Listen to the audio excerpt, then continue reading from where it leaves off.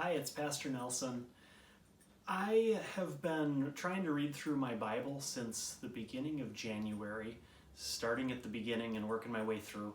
And honestly, I just haven't gotten very far. I'm in Exodus. I'm about to get into Leviticus, the third book of the Bible.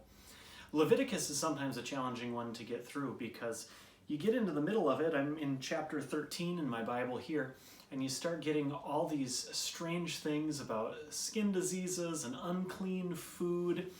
And God just really had this way of saying to be in the presence of God, things had to be right, things had to be perfect. There couldn't be anything unclean or wrong. There was a ceremonial purity that people had to have.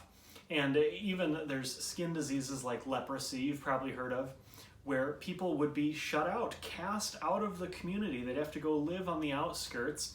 And if they came in contact with anybody, well, look what they had to do.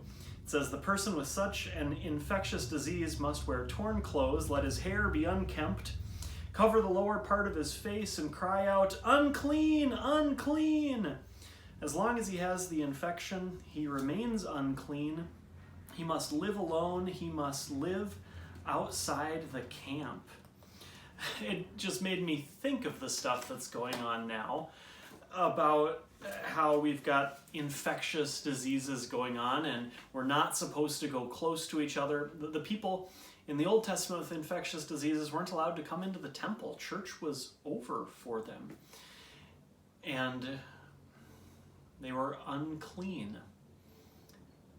It's a picture of how people needed to be holy and perfect to be in God's presence. But then Jesus came. Jesus came who refused to be apart from us, refused to see us sitting outside of the camp, far away from God and His Word, and instead He came to us. And have you ever noticed what Jesus did when He was on earth?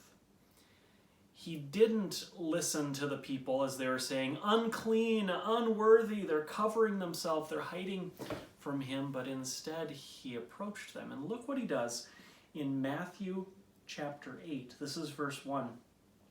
When Jesus came down the mountain, large crowds followed Him. A man with leprosy came and knelt before Him and said, "Lord, if you are willing, you can make me clean." Jesus reached out His hand and touched the man. "I am willing," He said. "Be clean." Immediately he was cured of his leprosy. Then Jesus said, "See to it that you don't tell anyone, but go show yourself to the priest and offer the gift that Moses commanded as a testimony to them." Now there was a part in that maybe I even skipped over almost, just read through it quickly. Did you catch it?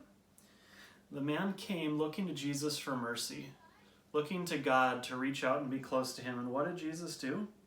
Verse 3 said, Jesus reached out His hand and touched the man.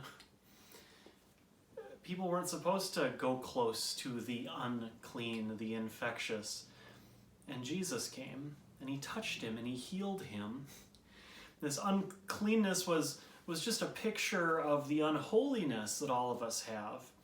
A picture of how sin can't be in the presence of God. But Jesus comes into this world, and what does He do?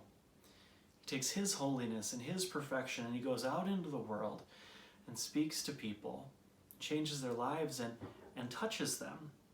And His holiness spreads.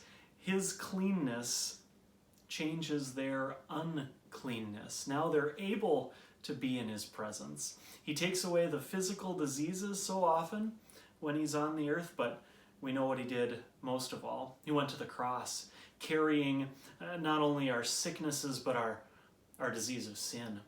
He took it all into Himself, where He died for our sin. He sucked in all the sin, all the infectious disease of our rebelliousness against God. He took it on Himself and died for it on the cross.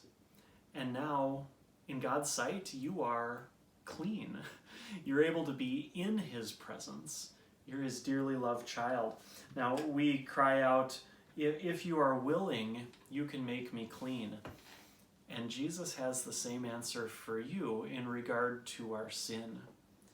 I am willing. Be clean.